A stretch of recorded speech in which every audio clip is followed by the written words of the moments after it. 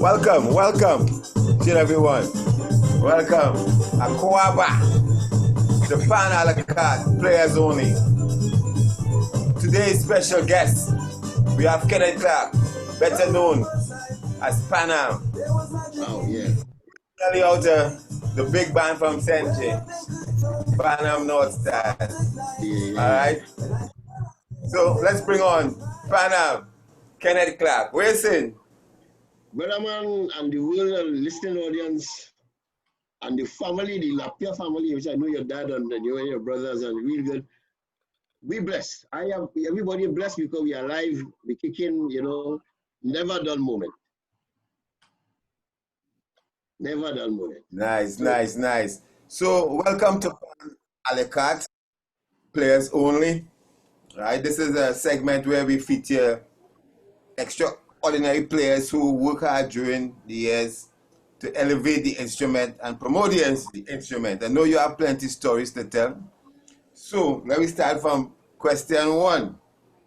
Tell the listeners, tell us about Panam, your background, where you're born, ting, how you grew up, how you bounce your toe, how you run away to go in the pan yard. All right, let's start. Back in the 50s, my mom, which is Dorcas Charles, Dorcas Clarke and Lovell, she died a few years ago, passed on. Went to Stanapuna and met my dad, which is Windy Clarke. She was a party girl. And they had me. They got married and I was the first kid. When I was born, from the time I was born, first thing I saw in my like a toy, children have toys, it was a pan. These were instruments built by same Anthony Williams, Dr. Anthony Williams today. So I was born in a panyard. I grew up in a panyard around my two uncles, which is Reginald Beaver O'Brien. He had Frederick Lovell, who is my youngest uncle from my mother. And my mother, I remember my mother stamping jerseys. So I'm born in a steel band environment. That is what I knew at the beginning. When as we went forward, Tony just came back from, as we call Tony Skip, that is Anthony Williams, came back from Taspo, and obviously was doing all his inventions. Right in the panyard, right where I was born. So I saw the pan move from pan round the neck to pan on stand. And I recall for a little boy, my uncle was practicing all the tunes that he was putting down. So there was no stands at that point. Pans used to be on your lap. And they went into putting pans on wooden racks. And I remember they building a small rack for me, which my other brother, who passed rest in peace, from excellence like Ronald Clarke, I used to call him Panam also. So we used to have competitions at a very tender age. We used to about 4 years of age, 3-4 years of age, we played because all we knew was the repertoire that North Star. That time wasn't Panam, North Stars was running. So those days when you win a dollar, that was big money. My father would come down from Tanapuna, and I would beat my brother, because I'd known I was a natural talent player. Anything I could play, anything. So that brought what you call that background.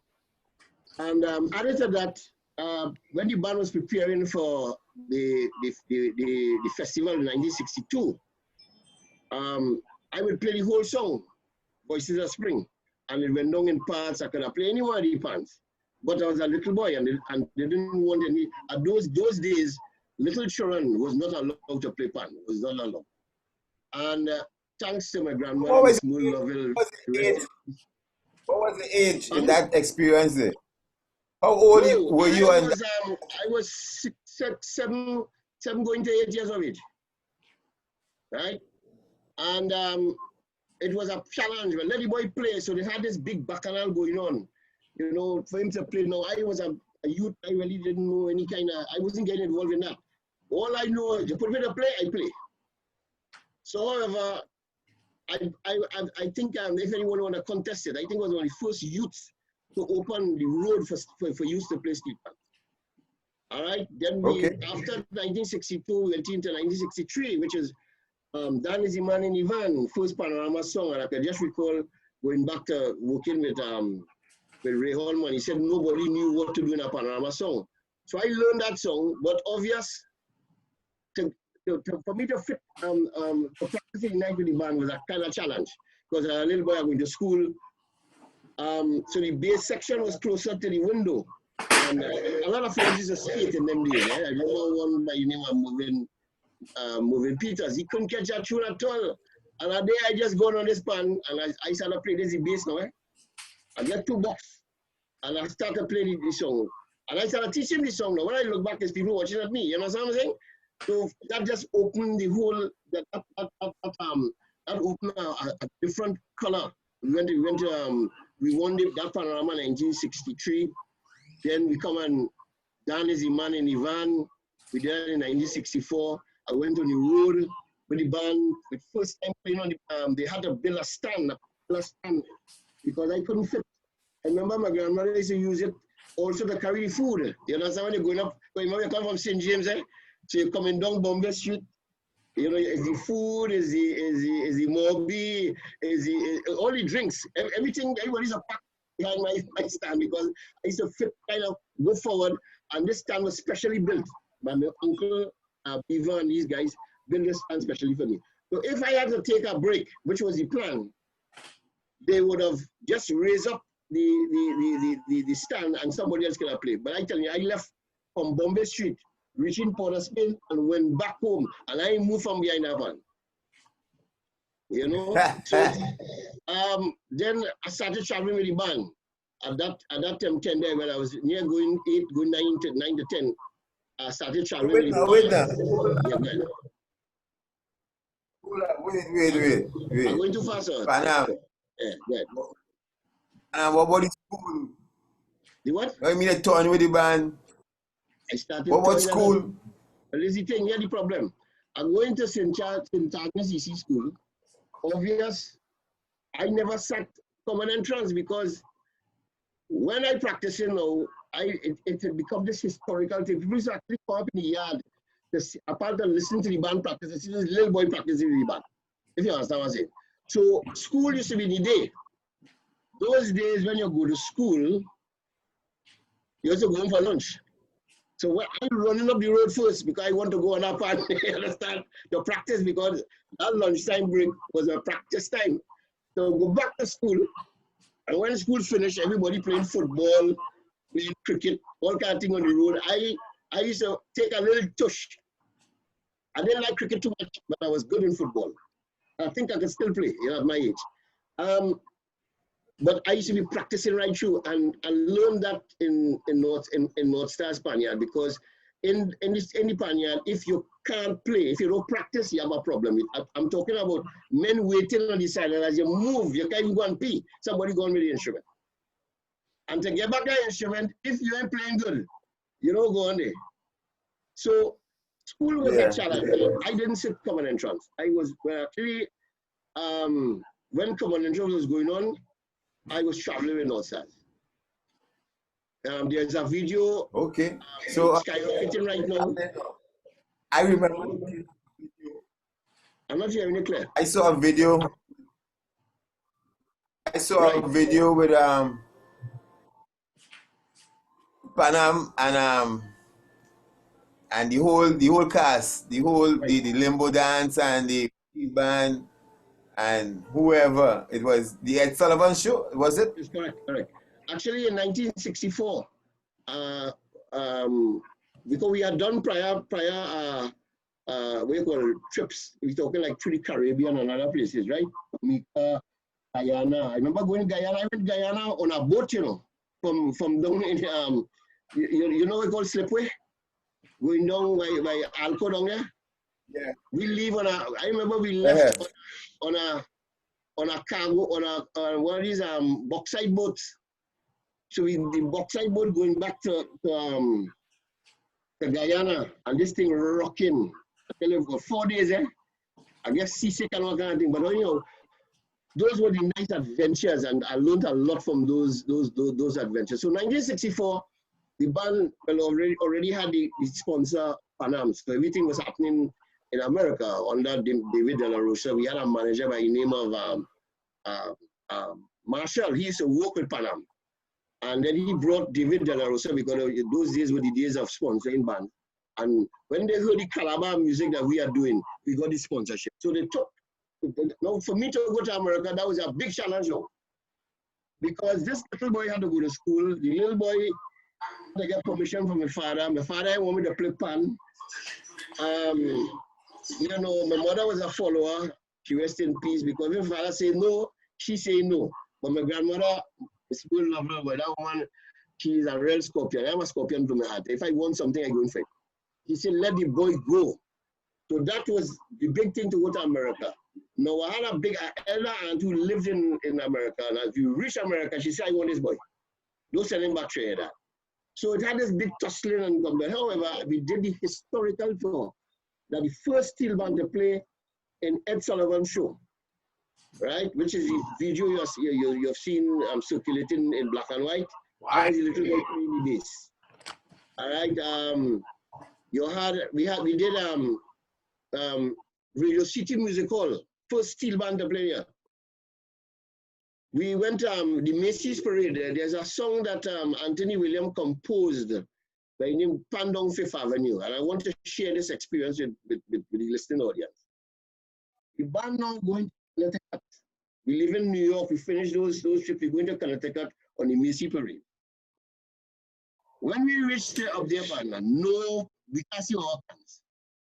So, you know, the Americans at that point, that was 1964, didn't know what pan was about. So, what you about pan? What you mean those oil drums? Yeah, man, we go get some oil drums for you. Them fellas just bring some drums without no tuning. Because they don't know the difference. You see, when they saw the pans, and then we had it kind of created to it, so they couldn't identify the pans. They brought these pans and put it up on top of a truck. So the public take off. So they said, well, look, you all have to play. So we went up now on top of this truck and we played just, you know, like a rhythm section. When Tony come and see what Tony said, he ended up composing this song called Pandong Fifth Avenue. So anyhow, after that historical tour, it's like the steel band environment of Panam North Stars started to open up. When we came back from that tour, especially, we left here around the 9th of November, I recall, and we returned around the 12th of December. When we came back, Desperados welcomed us when we came back. And we used to have that kind of network that when Desperados from after that, Desperados start traveling, and we would farewell them in the airport, and then we would go in the hollow. You know where the hollow is? Go ahead. What does you start pan on a Sunday? On the hollow. When you're going around the savannah, let's say you're going Sinclair near to where you guys live. That was called the hollow. We used to go and play there. Yeah. We used to play there because in those days, that's the way you used to market pan. Wait up, hold up. Let me put. That's why I pause right there. Hold on.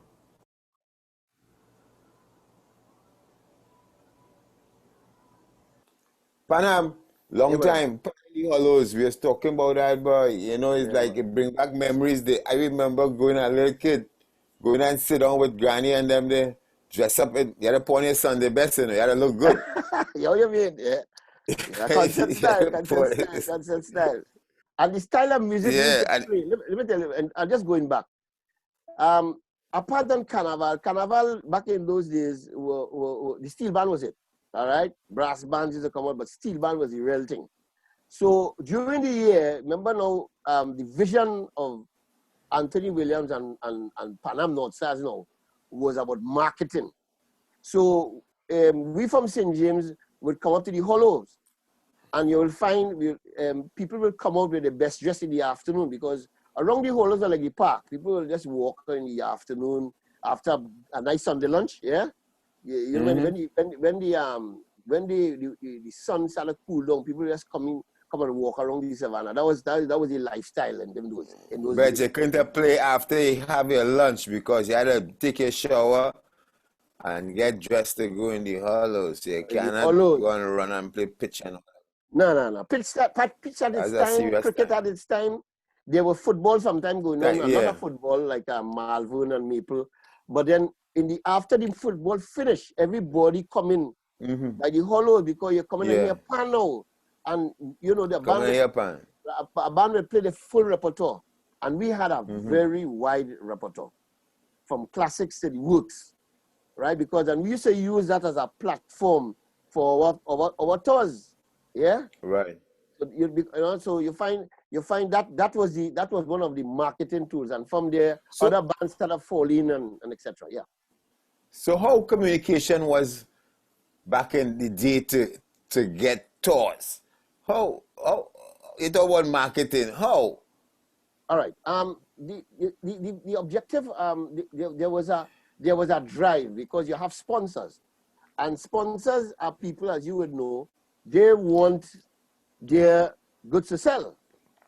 We was under Pan Am, which is a airline, right? Right. Okay.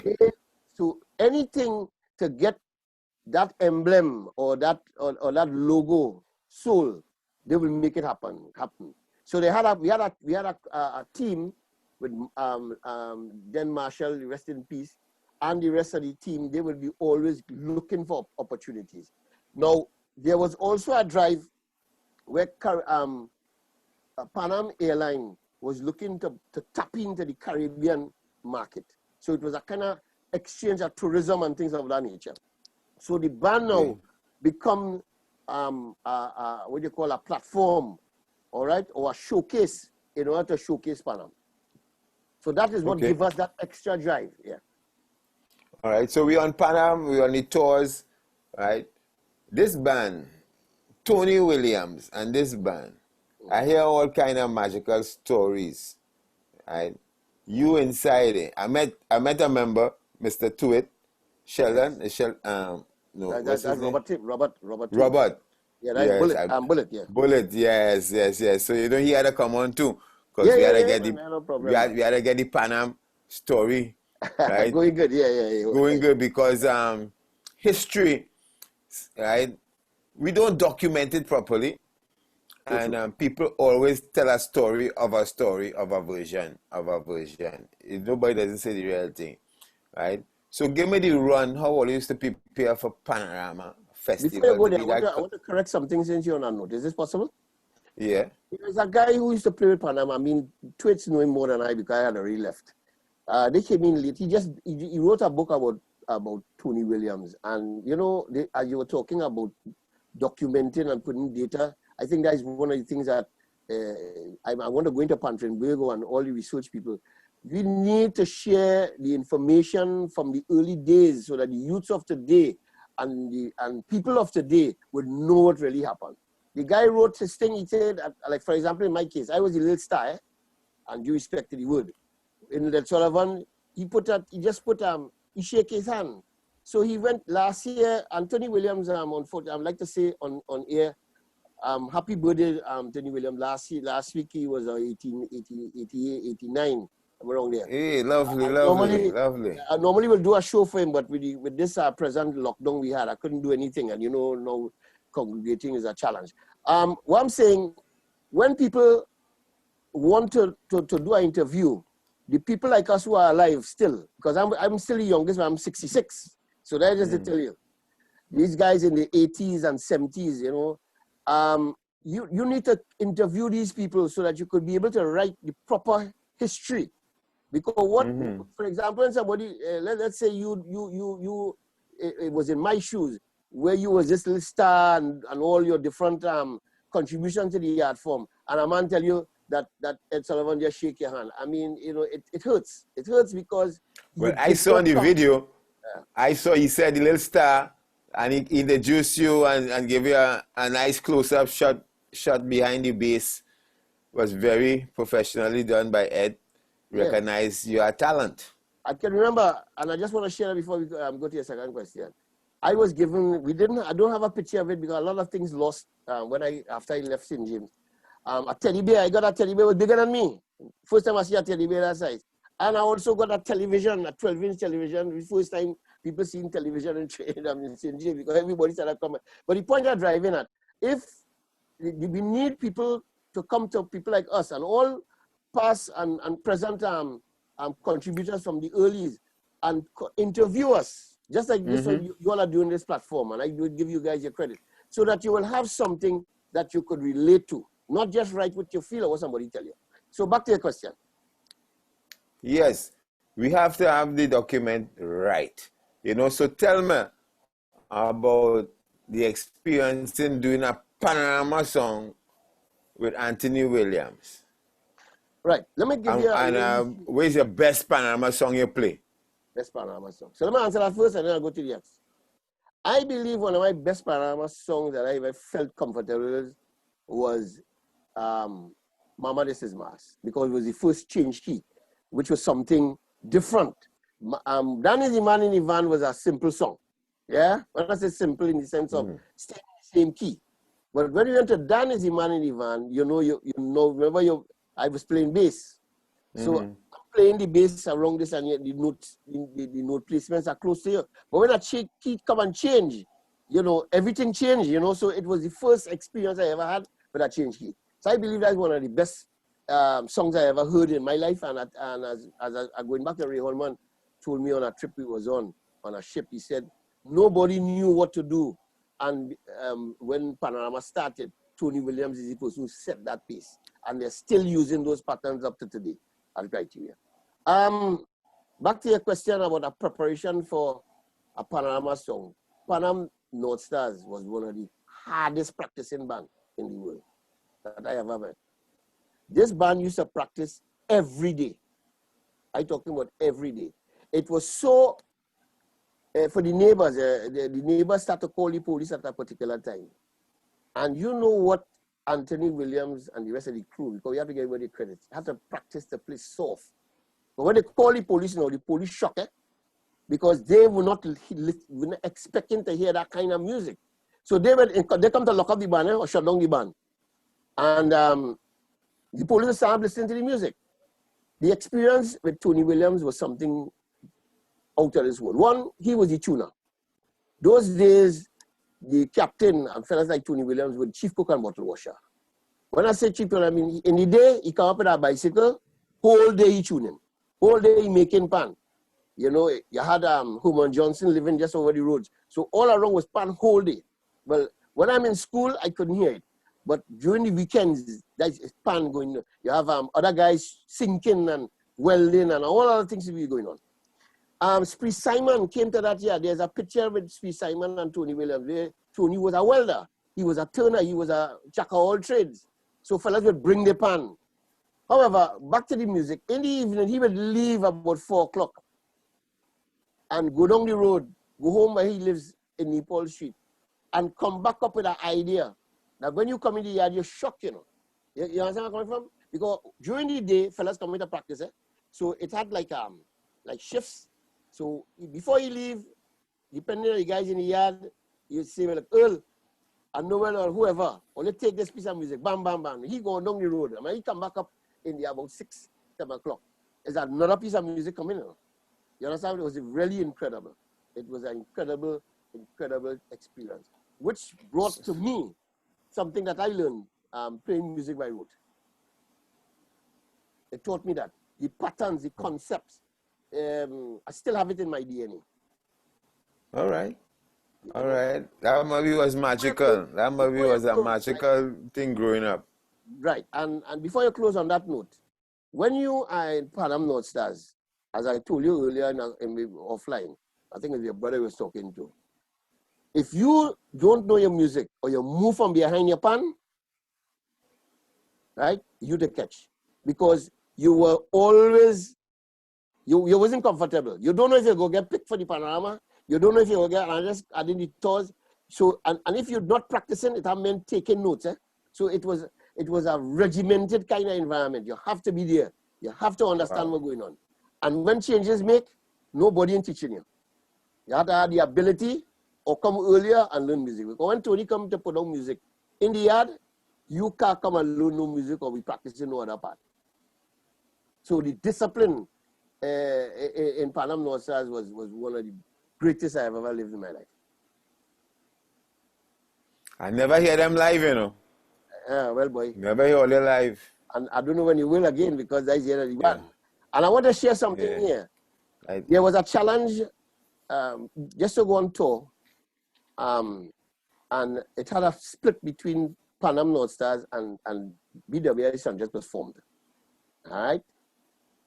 Now, you know, in the Pan world, it have course, fellas from Kandahar, which is Bombay Street. Then they had the fellas from Boat Road, you know, that kind of thing. Because it had the rope, the violent side of it. As the band practice fight started, Jerry Street against Gonderos, which is up Bellevue. But in the, yeah. Because all this had rivalry, you know.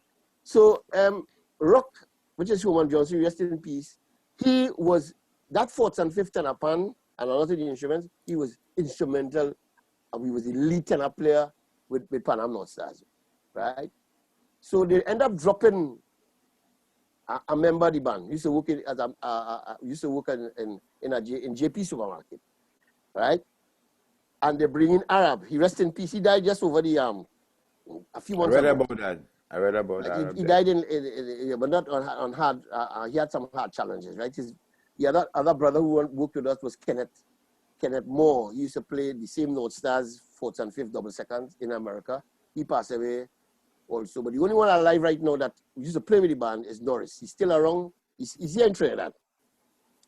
And when they had that picking to go on tour, it created that problem. Why you drop this one? You know what I mean? And that ended up having a split in North Stars. So BWI Sun Jets was formed in 1965. So what come on happen now? They come now, if you are aware of the history, they were the first band to form and win a festival. You aware of that? No, I don't know. 1964, sorry, yeah. They won the festival because Pan Am North Stars now stop going festival. We are now a touring band and we are Panorama band. So BWI, which those days was West Side Symphony. They move and they form a band. So half of the band, Pan Am North Stars, went down Brunton Road and they formed this band. All right. And I just want to add something to the history. In 1965, Tony Williams never liked to go on tour for long periods. 2 weeks, if it's a month, you have a problem because he wanted to come back and work home, you know, building the instruments and all the pros and cons. So when we made that tour in 1964, which is the historical tour, we left a brand in America and the world. Horace Morancy, who was the then president of the West Indian American Club, as you were talking about job specs, he got they had something in same registered musical. It was a 6-month tour to play 4 times a day with together with a dance group by the name of the Rockets. The Yellow Submarine was the show. There were shows in those days where 4 times you go to theater shows. So we were part of that show. Tony didn't want to accept that, and he decided. He tell me, he said, "Well, Kenneth boy, Horace come to the yard, he talking to us and thing, and he negotiating with Tony." Well, they went in the back and had a discussion. "Kenneth, come boy, do a favor. Wait is my mother. Wait here." Send him down the road to talk to the Sun Jets, which was then West Side then. And while I walking on the road with Horace Morancy, rest in peace, he said, "Yana, with all what going on there, you have to go on that tour, you know." I said, "Well, how I can leave North Stars to go to West Side? Remember that was split, yeah?" When I was young there, I called the fellas and thing and they tour, well, as West Side here tour, you know what's going on. Because that now open another gate for them. The Wind Festival, and it was a kind of, it was a feedback from North Stars because the fellas them could play, real good players. When they get an opportunity, well, they say, like, I have to go and anything. So the question was, could the little boy go? Because if the little boy ain't go, which is the little star boy, they can't get the tour. So obvious, with the rivalry that they had and the split, they had to accept because you want to go on the tour. Am I correct? North Stars didn't want no tour. So going back up the road now, what did they say? Well, they accept. My grandmother, what do you think? No problem. Well, Tony Williams, he had to go and talk to the other fellas and see if it's right. And they end up releasing me to go on this 6 months.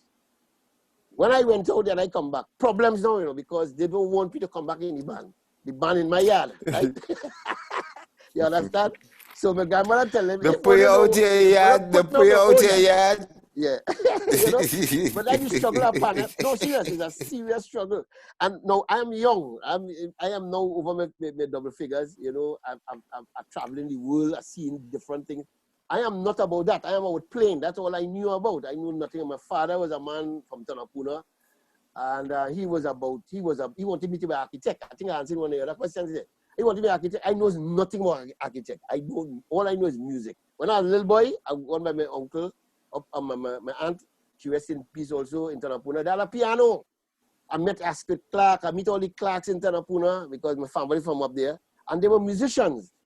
So when I go back to St. James, I seen Tony Pongin Pan making instruments, tuning, BWI Sanchez practicing down the road, North Stars practicing, my uncle's playing pan. I know nothing about architect. You understand what I'm saying? My thing is pan. So it had this big bacchanal, but I was not involved in that. My thing was about just performing. So you can continue. So where do you stay with Sunjet? No. Back home? Remember, my job with Sunjet was to do this tour. All right? My thing was to do this tour with Sunjet, and my contract finished. Remember, my when manager, you come back home and they tell you they want you in your own yard, where you do? Well, what do you mean? Well, I mean, remember, I'm a youth. I don't have the say. So it had a little challenge there with other scenarios, and he can't come back in the band because he went and played with the rivalry band and all the kind of things. But they send you. This is my point. I tell you, Pan was created in Bacchanal, you know. They send you. I went and the journey continued, right? You had fellas like Twits and them come on board because, as I say, he used to live right one corner behind us, the Kandahar. So now youth started to fall into the band. You had guys like Earl Gibbons, these fellas start touring. So you find Panam North start to inherit a lot of youth because remember the crack shot players, as we will call crack shot players, they go on with the other bands. Added to that, there was another thing which I would like to add to this piece of history. When a steel band go outside with 20 men, when they come back, they ain't coming back with 20, eh? They're coming back with 5 men. Back in the day? Back in the day, because men start to meet people in America and other places, England, this year, wherever the band go, Costa Rica, and fellas start to fall in love, they pick up a woman, or I'm a little boy. So I coming back with the band. I remember I told you we back with 5 of us alone, you know what I mean? Just to close that side of the issue. Yeah. Whoa. So how long Panam last Panam last, well, all right, in the late, about 2 or 3 years after that, let's say 66, 67, well, obviously the band was out, had to get out of the yard. They went to Bond Road, and the band, after the England tour with the same Arab, which when the band reached England, there was something set up there that to have a Panam North Stars in England. And from there, it just keep going down and down until it just disintegrated. Panam, it was alleged to me that, because I was living outside, right, at that point, they tried to revamp the band, but you see the players and the type of chemistry that Anthony Williams had with the older players, he had lost that. He lost that. And so the band went through in the early 70s, right? Okay. All right, we're moving on. So that is Panam brief history about his experience growing up in Panam North Stars Panyard, which was his yard, his property.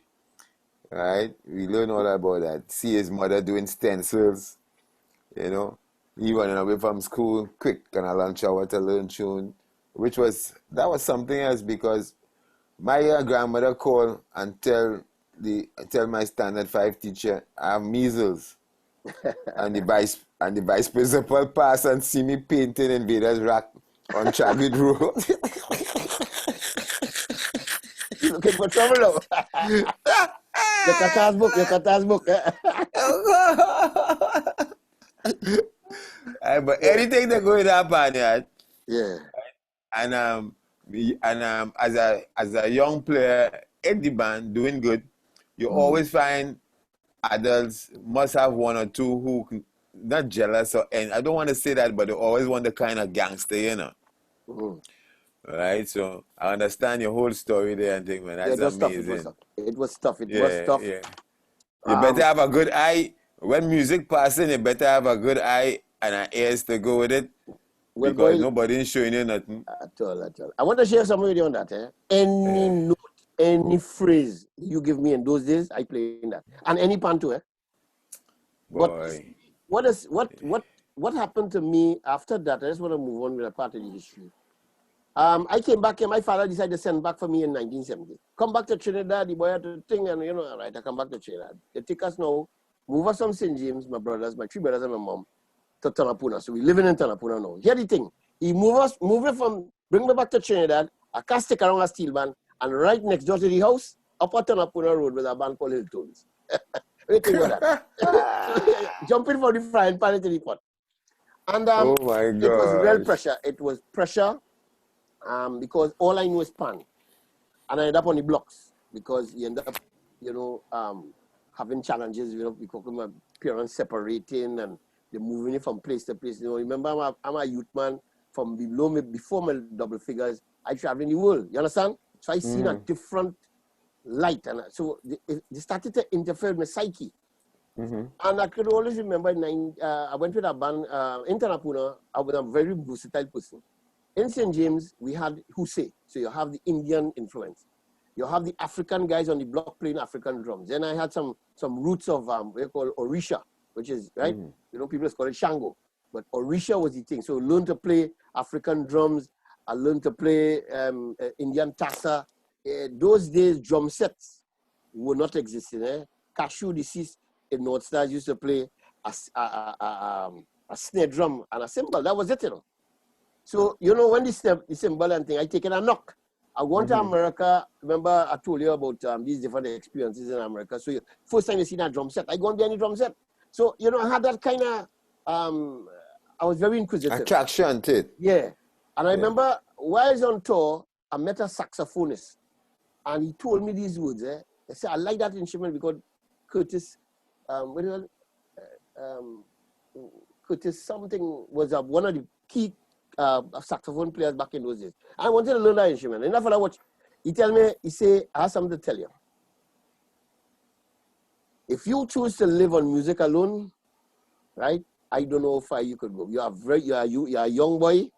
Take all what you could get from music, and music have a lot of areas. But all he could do is blow the saxophone. So he started telling me about recordings. I didn't know about those things, right? When I say how it's done, they look for we call recording musician. He said, you guys should be singing on I see you play that drum set.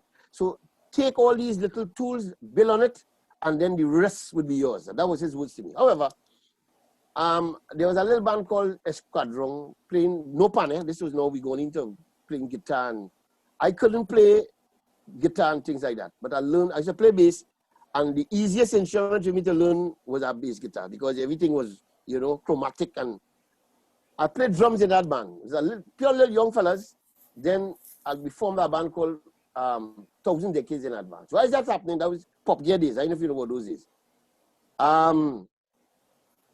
Doing our own songs. And a guy by the name of Alvin Romain came to Trinidad looking for players to play in Venezuela as a showcase band. Now we have this little band, and he know Gog, and that Gog is Kalai Wilkinson, that is Fiwo Wilkinson brother. Jay, who is Granny Lucis, eldest son. You know Granny Lucis is right. He used to play in the cathedral, and he ended up taking 3 of us. He said, "Well, boy, I want a man like you because you could drum, you could play pan, you could, Jay was a tenor player, Gog was a guitarist, and we reached down to Venezuela in 1973.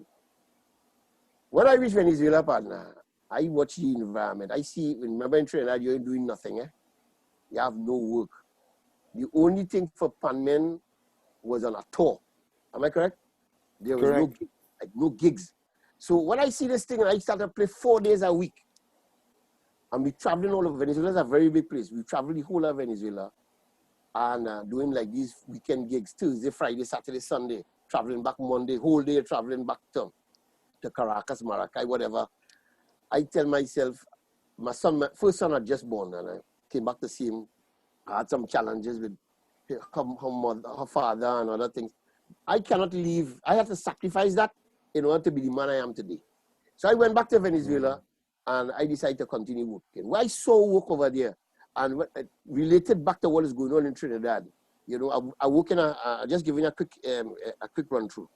I work at a Hilton, the Hilton Hotel in Venezuela, Caracas, for 15 years. I work in Sheraton Hotel for about 12 years. Then I had my own group, which is called Pan Magic, which I played in different hotels and what guys doing now. Because that time the sequence was the keyboard, and I played a tenor pan. You know what I mean? And same fourth and fifth. The only difference it had is that back in the days was the spider web, was the same note placement. I was an ace pan player, and I lived in Venezuela for 23 years. Whilst I was over there, back in the late 70s, things started to fall, where gigs are concerned, and there were something called the Conservatory of Music. And I couldn't speak, my Spanish wasn't so good, so I would go at a double tenor. I used to play 4-stick double tenor too, because I went down to Venezuela with men from Highlanders, and the whole repertoire that the band was doing is pure Highlanders music.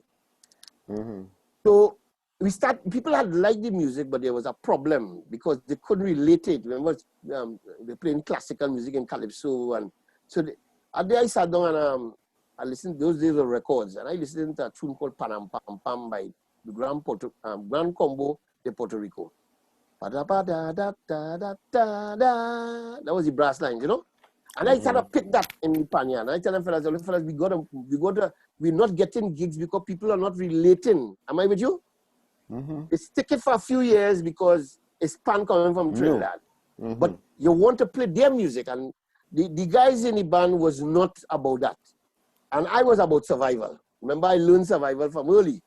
You know, I know what is to make up a piece of money, you know, and this kind of thing. And when I did that tune, fellas had a problem to play it. So we got a gig to play with the same Gran Combo de Puerto Rico. They mentioned that there's two big Latin bands, and we're the only steel band. So they gave us this show to start. We go on the gig.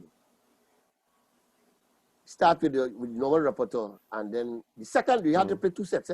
The second set, well, everybody danced it, but it wasn't, remember there was a Latin environment.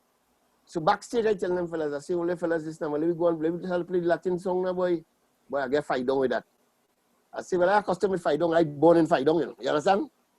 And as we rest that song, that was the NIT, you know, partner. From there, we start to get gigs all over the place, you understand? Because now you're starting to play Latin music on pan. Am I with you? Yeah. From there, I was telling you about the Conservatory of Music. That helped me as a platform to learn to speak Spanish. But then now I had to go to university.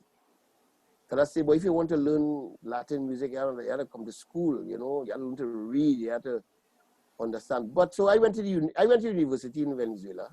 So, ¿cómo está? Muy bien. Muy bien. Boy, when I go now, I go on to the double tenor, right? In university now to do my thing. They put me 3 months in the percussion area. So I said, well, what was in this now? No, I could play drums and things. So Latin percussion, I started timbales, drums, this, that, and the other.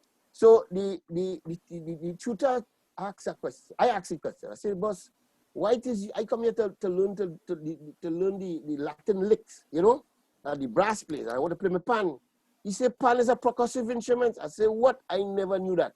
And they taught me that, because remember of the striking concept. So he wanted to be a director and he wanted to learn English. So I said, well, boy, the fastest thing for you, I go find a girlfriend for you, a Trinidad girlfriend. Home where I used to live, it was like in Trinidad. You're getting pan, roti to eat, pilau, you understand? So yeah, and every Venezuelan people used to like us because we were the musicians, but they liked what we were bringing to them. We were exchanging our culture. And that triggered me off into another level to go to university and upgrade myself. And today, by thanks to the Almighty, I am a professor in percussion performance. I left there in '96, just before the problem started. I went to Miami and I started gigging with a guy by the name of David D'Souza. So we would do duets, like I would play. I had a tenor pan, which I worked with. I play the keyboards, right? So sometimes I do a gig with a keyboard, I play a bass, and things like that. Back in 1998 now, everybody come in Trinidad, gigs start to fall again in Miami. I say, boy, you see this thing? Go home. So I reached Trinidad now, my mother tell me, what you come here for? You have no gigs, there's nothing here for you. And I say, girl, it has something for me. Why, what is this problem with all you? I seen something that you all can't see. However, I went and cut a gig in Curacao. And when I went back, I said, I'll pass through Venezuela, check my friends and them. And Clifford Alfred had came home by us and told me and my brother and my deceased brother that they were opening the National Steel Orchestra. So I applied. When I called my mother from Curacao, she said, here now, boy, your name on the papers, But I interviewed him Monday. I think you were in that interview also. I was in that interview. Right. I fly back to Trinidad, then go through Venezuela. I too do the interview, fly back. I fly back to Trinidad now. So I get myself organized and I go on to the interview. It was 18 of us, I can recall. And from there, Urban Wilshire was the person who was running the Sabotage. Right. Right, don't go no more. Clifford Alfred went out to England to tune pan. So they selected me as the captain of the National Steel Orchestra. So we got off the ground. I remember Inzul Mohammed lending us the pans because he said, Panam, I lending you these pans, not the ministry. And we got off in 1998. It was a very nice experience. 30 of us got on board. Unfortunately, you didn't make it. Know that you were topping the plane. Only Urban Wilshire didn't know that. It's only Urban Wilshire didn't know that. You understand? So let me don't go there. No, I want to go there, but I just tell you, in case it is said that I was a selector, I was only the captain. But in that experience, I spent 5 years there, and so at that point of the game, a lot of the players in the National Steel Orchestra didn't know what it takes to be in an orchestra, what it takes to be a national player. And I'm saying it boldly. It was fight down and a lot of things. But the positive side of that, we had guys who came and learned a lot. We contributing as pan arrangers, drill masters, songwriters. So it created a platform. I moved on because of the kind of vision that I have and objectives. I tell myself, the orchestra never had a director, only executives on top. And I tell myself, your time has reached. They were forming the Pan in the Classroom unit. And I went to the Pan in the Classroom unit and I was also selected. I was a founder of that also. I worked there until 2010 as a music instructor. While that is happening, I think we met again also when they were looking for a panist to play for Anthony Williams' show. You were playing in a Calypso 10. You can remember those days? Mm-hmm. Yep. I come and represent this. So I am a player. I can play. But as I always remember, at my tender age, Mr. Wilson told me something. He said, it is not only playing. You have avenues you could survive. Because you depend on... That is so true. You have to learn to open, right? So yes. When I saw the challenges that we were going through in the classroom, the challenges I went through in the National Steel Orchestra, and I give my blessings and I'm thankful to the Almighty that I went through these spaces. Even Amrit Samurai met there, we went Costa, we sat right next door to one another. Fellas asked me, you can arrange? I said, no, any National Steel Orchestra, I did one of the first songs will be presented, which is O Trinidad.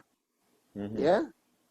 And however, people start coming to me for different type of things. I want to share a very quick experience with National Steel Orchestra. They brought it, Bugsy just came back to Trinidad and we did a proposal for panmen, all the arrangers to come in and do a song. So the National Steel Orchestra would not sing like one band. And when Bugsy saw me playing, he said, I'm forming a band called Sharp and Friends.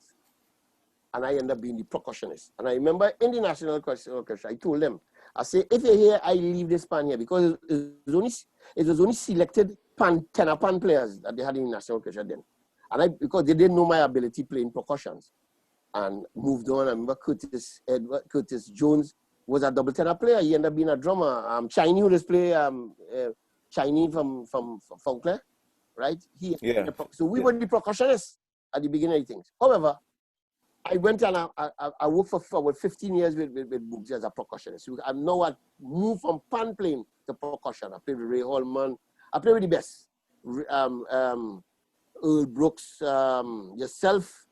I played with your dad. I went into drilling, which solo harmonize. Your father had done for what is it? Pan in the 21st century, am I correct? Yeah. Yeah. They were running about somewhere like ninth, but I went with Roger Sardina in Order All Boys, and we were running about third, something like that. I came and I drilled the band. I drilled the band, and I drilled the band because of your dad. Because I know your dad in Invaders, and he was going through stress. He said, "Why, Panam?" He said, "No problem, man. I hold on to that band. I clean up that piece of music, and the band ended up running third. Am I correct?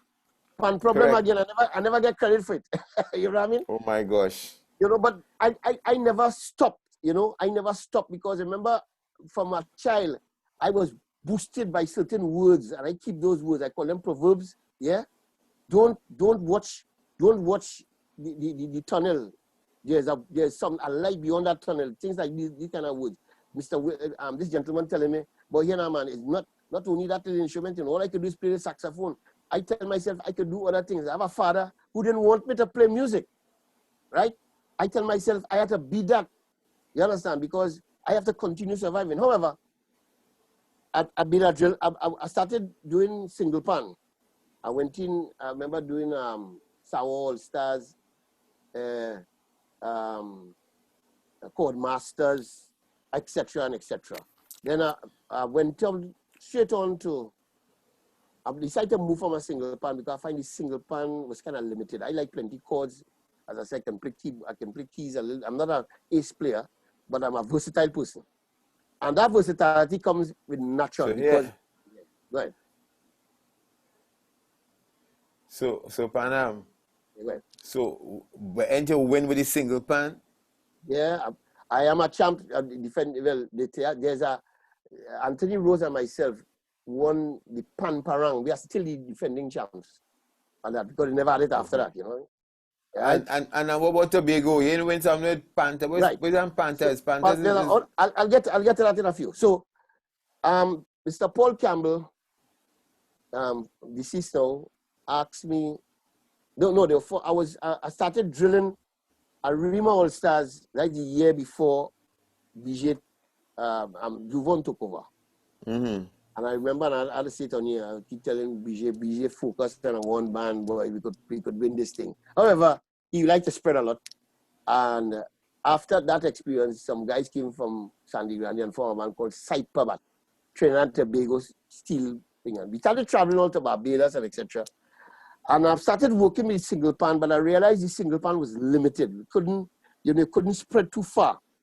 It was limited within a chord structure, and I wanted to spread. So I decided I'm talking to Mr. Paul Campbell. I want to arrange for a conventional band. But in 1977, 76, I came back to Trinidad when my uncle died.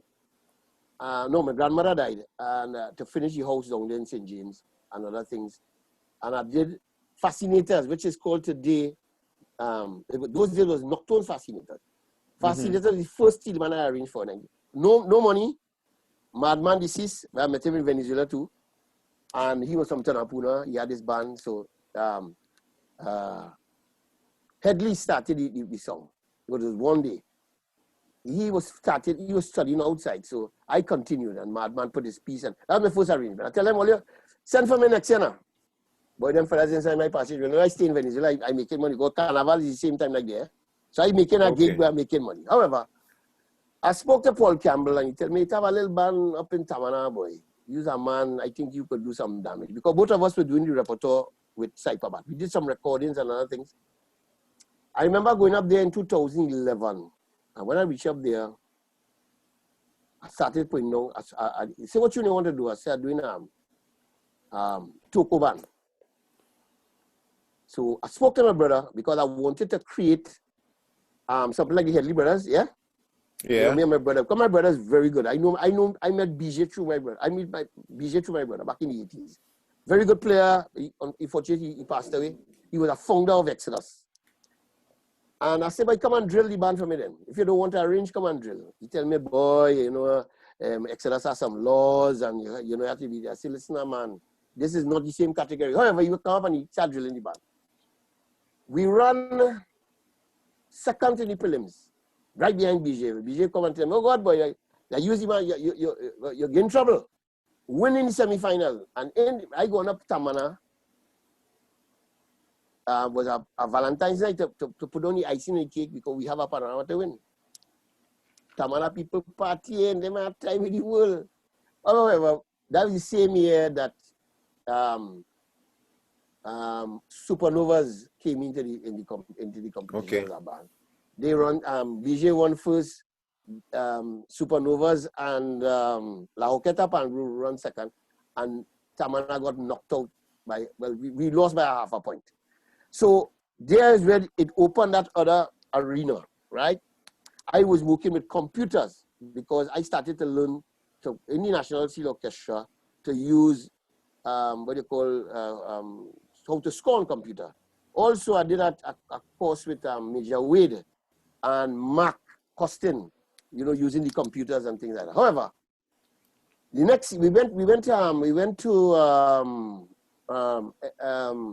to Scotland the next year, and why there was always this controversy with pan people, and they feel they come to take over the band. If you understand what I'm saying, you are bringing your art form. They feel they come.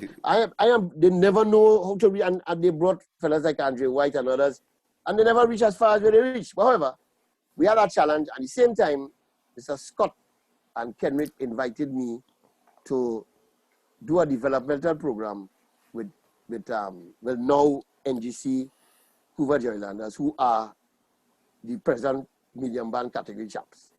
When I went in that Panyard in 2010, I'm going too fast here? All right. Now you're going too fast. All right. When I go on this Panyard, it was Curtis Edwards and myself. Well, Curtis couldn't take the jamming. You know, Curtis had the thing going on. So I went in this yard and I watching the scene, but they have a lot of potential. And I promise, especially Scotty, Mr. Scotty, I think I could work with you guys, but you need to get a Panyard. But the first day when I started a program, I introduced them now to theory and performance, and because it was just youth playing, they just had talent. But something was missing, you know? And at first time I do a workshop there, rain come down, partner. When I started on a blockade, and when the rain done fall, when the rain done fall so partner, I had to walk into the water, I tell you, my toes wet, pressure, anyhow. So I continue working. Yeah. That remind me, you have a Panyard down in South, like that is good down South plenty, but until All stars. Yeah. So but Booksy going to do the music there. So we going on to take the music, Gary, myself, Stubby, a good clip, right? So we showing them the song. Them supposed to show us the song, but we showing them the song, how to phrase it, and just so the rain started to fall, but every rack we went to was like a strainer. Even the tent and all was a strainer. You get wet, yes, everybody get wet.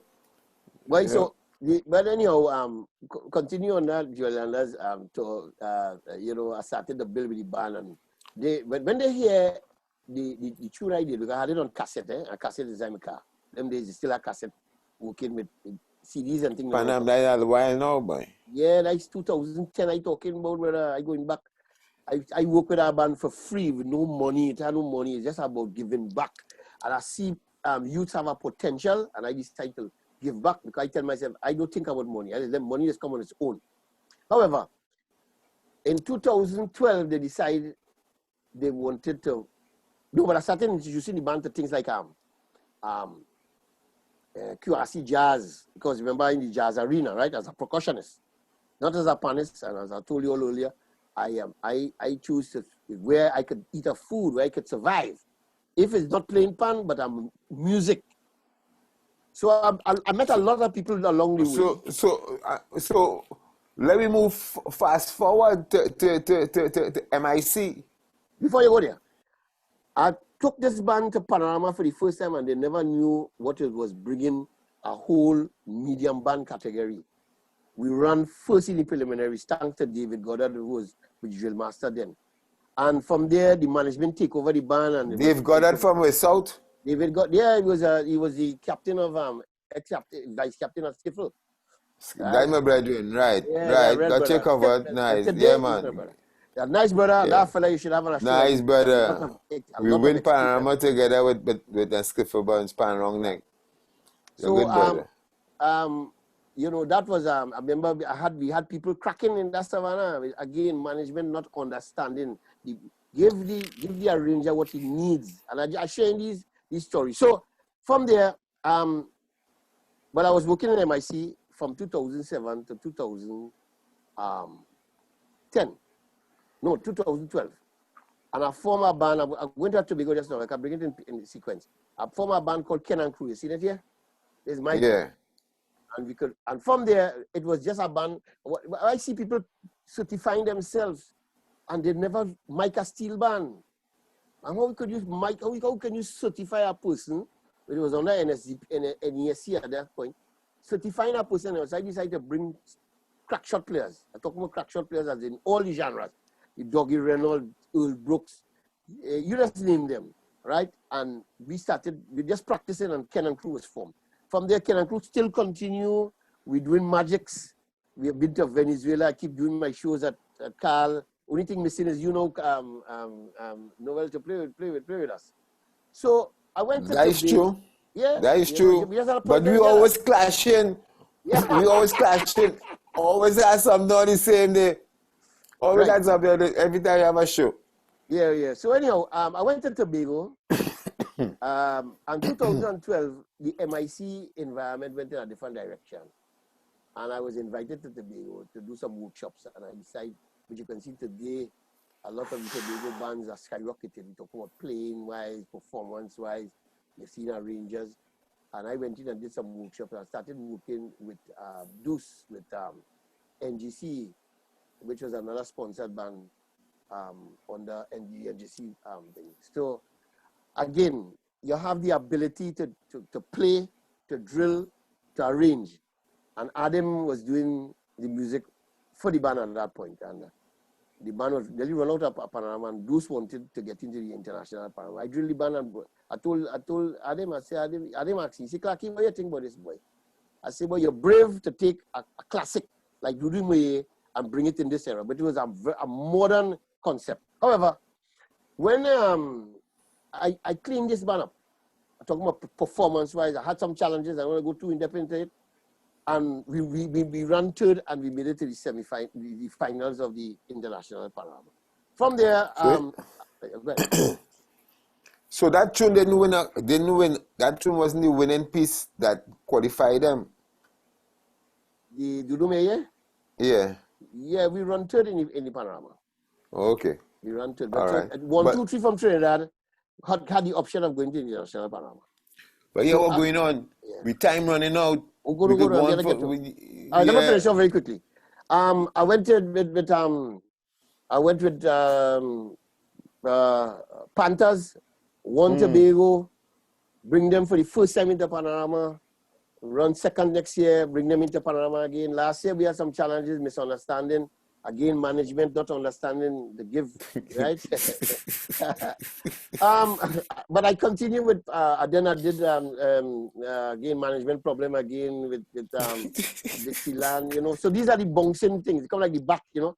Want to close off on MIC. At present, in 2016, I was presented again with a project to open the pan manufacturing project, which is something that MIC had a conjunction with UTT. And from 2017, we started a pilot project, which is presently still in the thing as a 2.5-year program. And we are going to certify pan tuners for the first time in the history. So we are presently on that project. It's very wide. You're talking mechanical engineering is the name of it, with steel band. Mechanical engineering with technology with steel band manufacturing program. It's a program where we are taking the youth from the school system who are now learning to play the pan or learn to make the pan, sorry. So we have the building aspect and you have the tuning aspect. You have welding, you have international marketing, entrepreneurship, history of the pan. We added methodology, which you understand the behavioral pattern. Actually, right now, we are creating something because you know there are no drums, right, to make a steel band. So right now I'm on a project with the engineering department to develop a project making from the normal steel instead. And then another thing to try and you see that 80% of the drum that is lost, and there's a lot of things going on. It's things are behind the scenes. But I thought we have a metal already. They call it the Genesis or the G pan. Well, all of these what things are metal for? What about that metal? So everybody can get to use that metal, or? Well, boy, let me tell you something. As you just heard, part of my history, I can't go into in depth. We are very selfish people. And even the pan, which is a blessing that we are given to us, we are having challenges with it. Why at this point in time in Trinidad and Tobago, we don't have drums to make pan? It is sad. But Yeah, my contribution, you see that G-pan, not G-pan, the other pans and things, and all of that has its pros and cons. I have gotten a call to give my expertise, and I'm trying. There are a lot of challenges like anything else. I am working very, very, very hard to accomplish this goal. Nice. Well, people, we have in Kenneth Clarke, famously known as Panam in the house.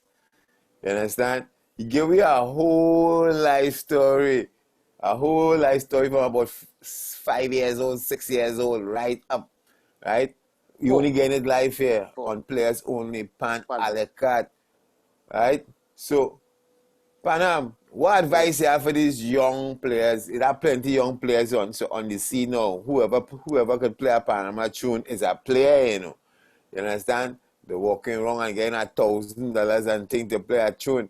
What do you think about what advice you can give these players to let them improve their skills, their musicianship, to understand professionalism?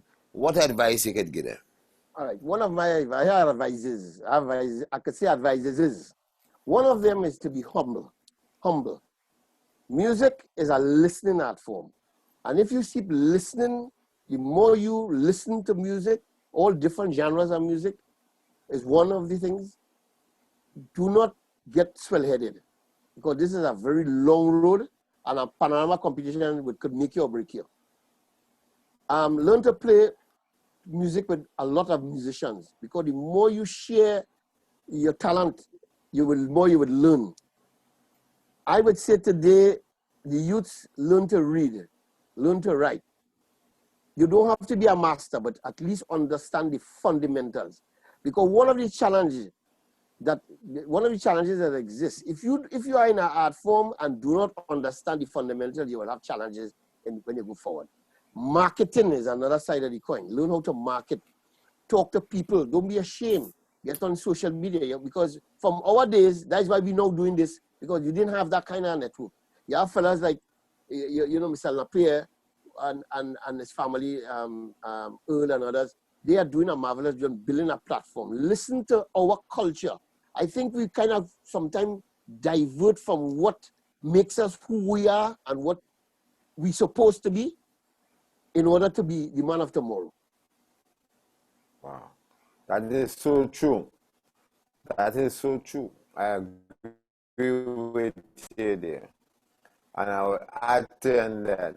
Learn different genres of music. Not because you could solo in a calypso or a soca tune in a bossa nova, because a bossa nova is different from a Latin.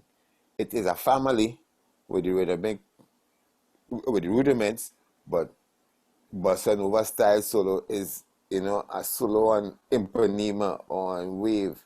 It's totally different from another jazz piece, all the things you are, right? I think that everybody's songs the same and everybody wants to play the same. So listen to other music, because I listen to other music. I hardly listen to Boogsy, Professor Robert, Professor Brooks. I hardly listen to them. I listen to the others who get the Grammy, the others who will tell you, less is best. And they would always tell you, learn slow. You don't learn nothing fast. So these are Take your time, some yeah. disciplines. These are some disciplines have to come in the art form. So if you are listening, youths, listen Yeah, to yeah. what I'm saying there. I And want to how add something. important it is to practice. Yeah, practice. I want to add something. Next thing, you see, learn to play a keyboard or a chord. I will say a keyboard. Just the fundamentals. You see, because there are chord changes, and I'm just using the competitions I've been listening to and certain concepts. If you don't understand the fundamentals, which is I'm just trying to break it down so people can understand, chord changes is the foundation, and that's you have to do your music on top of that.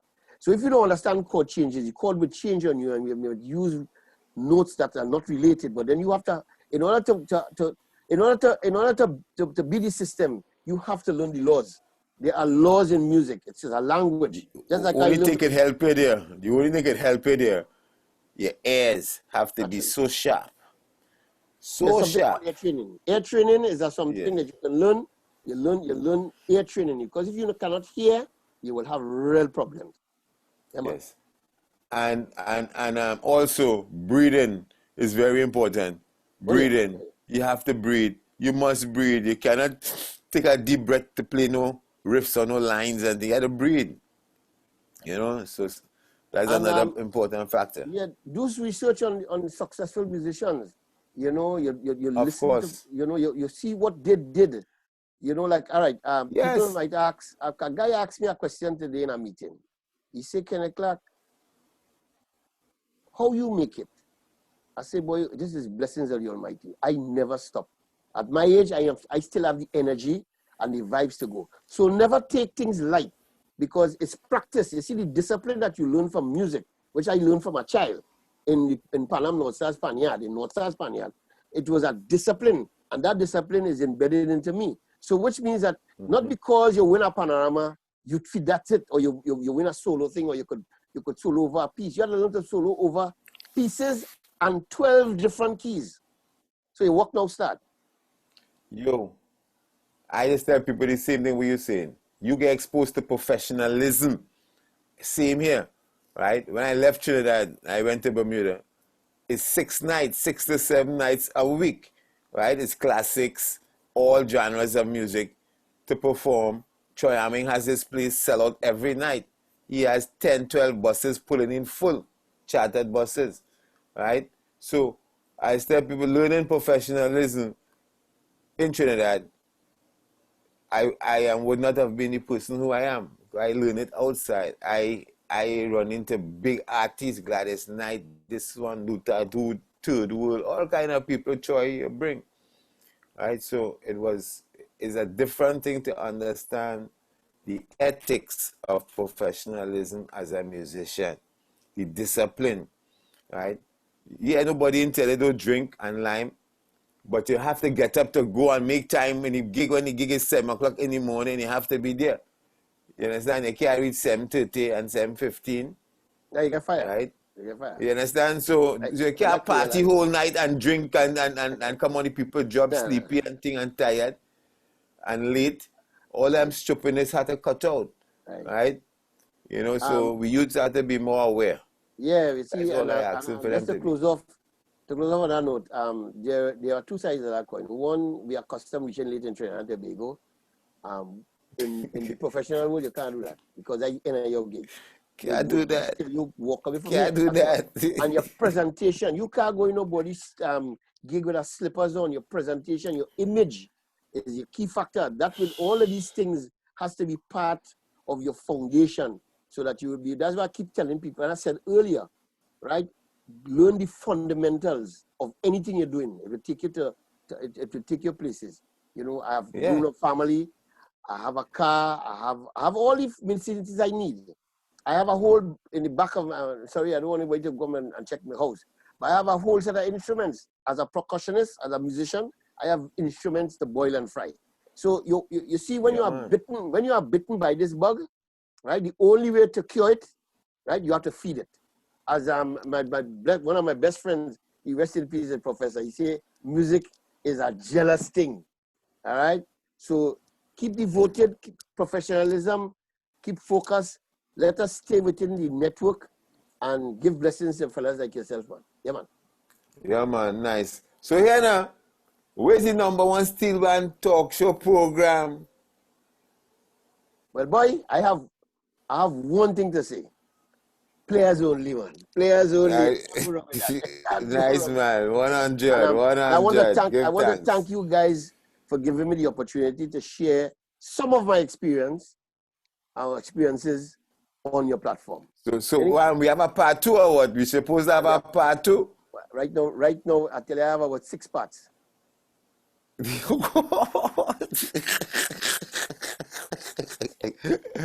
So you just get chapters of part A. I hear you, partner. I hear you. Ladies and gentlemen, let's hear it for Panam. Yes, man. Yes, thank man. You very much. Panam. Kenneth Clarke, thank you. Yeah, man. Most welcome. Bless, man. Yeah, man. Players only. Pan a la carte. With yours truly, Noel La Pierre, in the house. This is how we do it. We want to give thanks for Kenneth for coming on, for sharing his stories, his experience, his knowledge, right? Share and like it is information that is really you're not hearing it on the street, you're hearing it live and direct from Kenneth Clarke, Panam, direct. Thank you again, brother. God bless you. Blessings to you and the Alicat. Yeah, man. Thank you. Thank you. Thank you.